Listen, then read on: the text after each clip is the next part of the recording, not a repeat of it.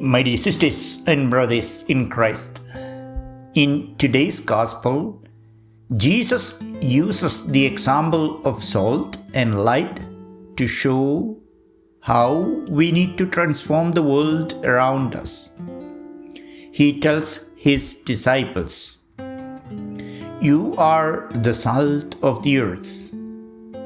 You are the light of the world." Both elements have different functions, but are needed on a daily basis to improve the quality of our lives. Salt is not very expensive, but is an essential ingredient in food for cooking. Salt has a variety of useful functions in our daily lives. Since ancient times, besides improving the taste, humans have used it to keep food from decomposing. In many countries during winter, people use it on the roads to melt the snow to make the roads safe to travel. Finally, in the cultures of the Middle East, salt has a deeper meaning, such as symbolizing a covenant, solidarity, life, and wisdom. Through this example of salt, Jesus does not intend to teach us some chemistry lessons. The simple and clear meaning of the example is that his disciples must be an instrument in giving taste to other lives in this world. We should become an essential ingredient in creating joy and happiness for the lives of people around us. Our presence must bring meaning to other people we meet daily.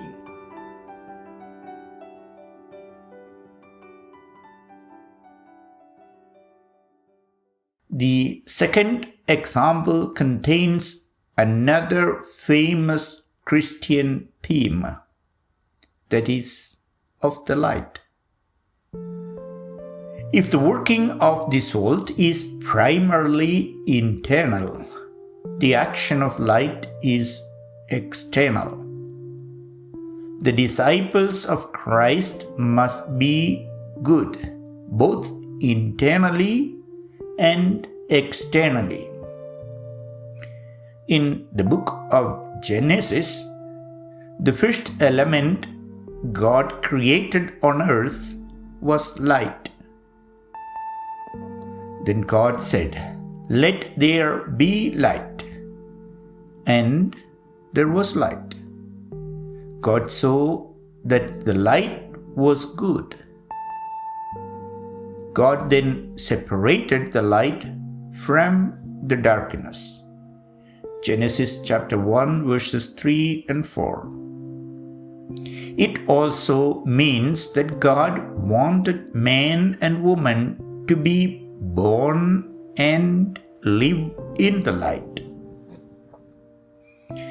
In the New Testament, Jesus is presented as the light of the world.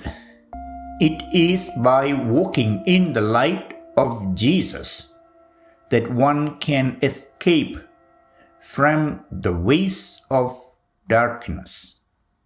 In the present world, the light of Christ is essential to enlighten many lives, especially those who stumble because of the darkness. Light is also knowledge and wisdom, just as ignorance is darkness. We can also remove the darkness of ignorance in the world if we can transform ourselves into a reflection of the light of Christ. My dear sisters and brothers in Christ, we hear every day many people complaining that there is so much violence and hatred in the world. These are mostly the workings of the people who live in darkness. But there is a solution to these problems also. Firstly, we need to become salt, which brings goodness to the lives of others. Secondly, we need to become the light that brightens the lives of many when there is so much spiritual darkness. It is not only necessary to get inspired by the gospel, but we need to start doing something. Let us begin searching for our family members, friends, or neighbors who need our support and love today. We need to become salt and light to the person who lives alone in the house, the one who struggles with an addiction, or even someone who thinks there is no one who cares or loves him or her. It is by supporting and helping each other we can create heaven on earth.